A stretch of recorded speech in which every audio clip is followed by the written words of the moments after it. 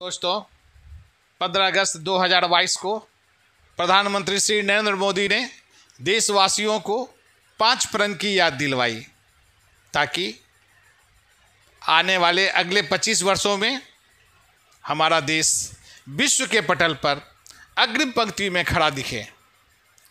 दोस्तों, उन्होंने देशवासियों को यह कहते हुए याद दिलवाई कि साथियों, हमारे आज़ादी के इन 75 सालों को यूं ही न गौरवान्वित करते रहें। अपनी ही पीठ थपथपाते रहेंगे तो हमारे सारे सपने कहीं दूर चले जाएंगे। इन 75 साल के कालखंड कितना ही शानदार रहा हो, कितना ही संकट वाला रहा हो, कितना ही चुनौती वाला रहा हो, कितना ही सपने अधूरे रहे हों, उसके बावजूद आज जब हम अमृत काल में प्रवेश कर रहे हैं तो अगले 25 वर्ष हमारे देश के लिए अत्यंत महत्वपूर्ण है। और इसलिए आज हमारे सामने लाल किले से 130 करोड़ देशवासियों के सामर्थ्य का स्मरण करता हूँ, उनके सपनों को देखता हूँ, उनके संकल्पों का अनुभूति करता हूँ, तो साथियों, मुझे लगता है कि आने वाले 25 साल के लिए हमें उन 5 पंचप्रण पर अपनी शक्ति केंद्रित करनी होगी, अपने संकल्पों को केंद्रित करना होगा, अपने सामर्थ्य को केंद्रित करना होगा। और हमें इन 5 प्रण को लेकर जब 2047 आज़ादी के 100 साल होंगे, आज़ादी के दीवाने के सारे सपने को पूरा करने का जिम्मा लेकर चलना होगा।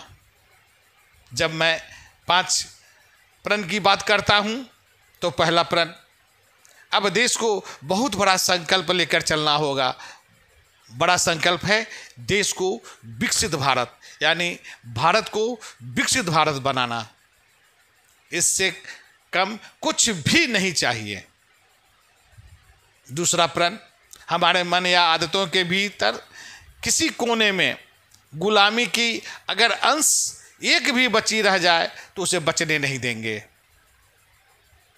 तीसरा प्रण, हमें हमारी विरासत पर गर्व होनी चाहिए।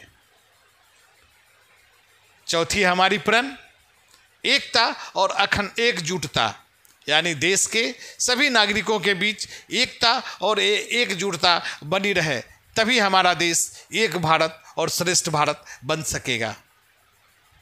5वां प्रण और अंतिम प्रण, नागरिकों का कर्तव्य, यानी हमारे देश के सभी नागरिकों का अपना कर्तव्य करना होगा, अपना कर्तव्यों को याद रखना होगा।